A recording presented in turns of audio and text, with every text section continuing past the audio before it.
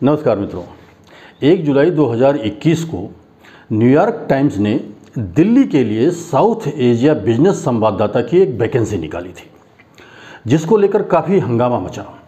दरअसल हंगामा इस वैकेंसी को लेकर नहीं मचा था।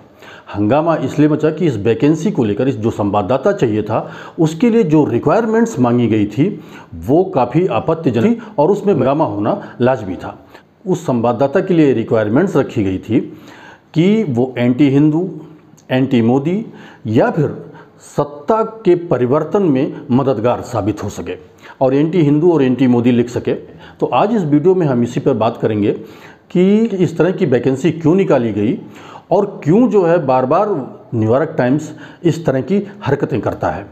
तो इस वीडियो को पूरा देखिएगा। आइए चलें।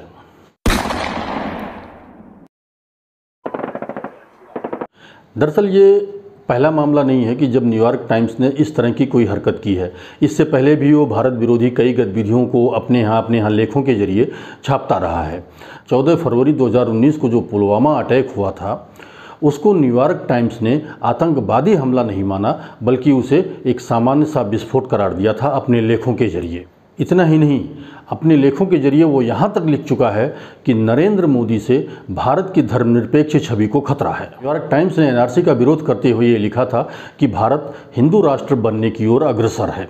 इसके अलावा अनुच्छेद 370 जब समाप्त किया गया तो न्यूयॉर्क टाइम्स ने अपने यहाँ एक विशेष लेख छापा, जिसमें उसने ये लिखा कि जम्मू कश्मीर में हजारों मुस्लिमों को सरकार ने हिरासत में ले लिया है और उनके साथ अमानवीय व्यवहार किया जा रहा है। और तो और जब भारत ने मंगलयान छोड़ा था तो न्यूयॉर्क टाइम्स ने उसका भी मजाक उड़ाया था। हालांकि इसके बाद जब हंगामा हुआ इस पर, तो उसने जो है इस बात पर माफ़ी मांग ली थी। अखबार भारत के मामले में तो अपनी विरोधी मानसिकता से बाज नहीं आता, लेकिन जब बात दूसरे देशों की होती है तो वहाँ कहानी कुछ और ही होती है। इसको ऐसे ही समझिए कि पाकिस्तान में स्थानीय प्रकाशक ने न्यूयॉर्क टाइम्स में मोहम्मद हानिफ का एक लेख छापा था। इस लेख का शीर्षक था पाकिस्तान ट्रायंगल ऑफ हेट। इसमें पाकिस्तान सेना पर सीधा हमला किया गया था। अब आप तो जानते ही हैं कि पाकिस्तान में सेना की आलोचना करने पर कितने गंभीर परिणाम भुगतने पड़ते हैं। इसके बाद स्थानीय प्रकाशक ने वो लेख हटा दिया और उस दिन अखबार में यह पन्ना खाली छापा गया। इसके जवाब में न्यूयॉर्क टाइम्स की ओर से कहा गया कि स्थानीय प्रकाशक को कई दबाव में काम करना पड़ता है। हमें अफसोस है और हम इस तरह की पत्रकारिता की कड़ी निंदा करते हैं। यह अखबार दूसरे देशों के मामलों को उछालने में कोताही नहीं बरतते, लेकिन जब बात अपने देश की हो तो इन्हें सारी नैतिकता याद आ जाती है।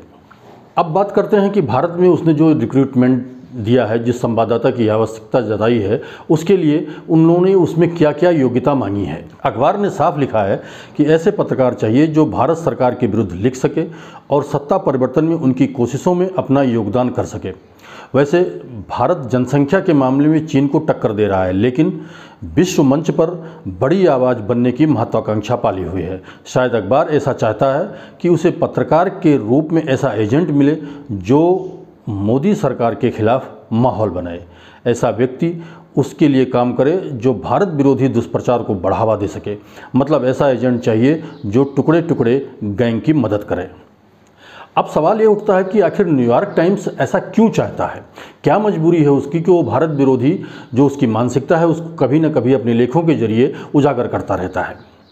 दरअसल गलवान घाटी के बाद भारत और चीन के रिश्तों में काफ़ी दरार आ गई थी। चीन की हठधर्मिता को देखते हुए भारत ने चीन के कई ऐप्स पर प्रतिबंध लगा दिए थे, जिससे उन कंपनियों को काफ़ी नुकसान उठाना पड़ा था। इतना ही नहीं, दोनों के बीच व्यापार में 5.46% की कमी आई थी। चीनी कंपनियों के कई टेंडर भारत ने रिजेक्ट कर दिए थे। इसको ऐसे समझिए कि 2019 में 92.89 बिलियन डॉलर जो व्यापार था भारत और चीन के बीच में, और ये घट के 2020 में 87.65 रह गया। वहीं चीन से भारत आयात में भी 10.87% की गिरावट दर्ज की गई। तो निश्चित रूप से इससे चीन को अरबों का नुकसान उठाना पड़ा। अब आप सोच रहे होंगे कि चीन का भारत से विवाद चल रहा है, तो इसमें जो है न्यूयॉर्क टाइम्स का क्या रोल हो सकता है रोल। दरअसल न्यूयॉर्क टाइम्स को चीन जो है बहुत मोटी रकम ऐड के रूप में देता है। चीन ने अब एक नया पैंतरा खेलना शुरू कर दिया। उसको लगा कि सीमा पर हम इस तरह भारत का मुकाबला नहीं कर सकते हैं, तो उसने जो है अखबारों को हथियार बनाना शुरू कर दिया। और यही नहीं, पूरी दुनिया के अखबारों को उसने हथियार बनाना शुरू कर दिया। चीन ने न्यूयॉर्क टाइम्स को पिछले 4 सालों में $50,000 विज्ञापन दिए हैं।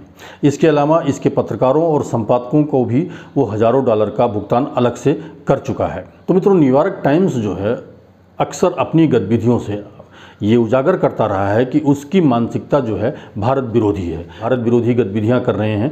उनके खिलाफ भारत ने जो कदम उठाने शुरू किए हैं उससे पूरी दुनिया में तहलका मच गया। सोशल मीडिया में तो आप देख ही रहे हैं कि किस तरह जो है हरकतें हो रही हैं। इसके अलावा जो दूसरे अखबार हैं जो इस तरह भारत विरोधी गतिविधियों में शामिल हैं, उसको लेकर भी भारत काफ़ी सख्त हो गया है और ऐसे लोगों को न केवल चेतावनी दी जा रही है बल्कि उनके खिलाफ कार्रवाई भी की जा रही है। तो निश्चित रूप से बाहरी जो मीडिया हैं जो भारत विरोधी गतिविधियों में लिप्त हैं उनमें खलबली मचनी तय है।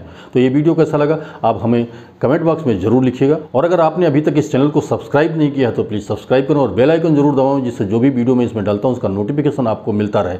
धन्यवाद।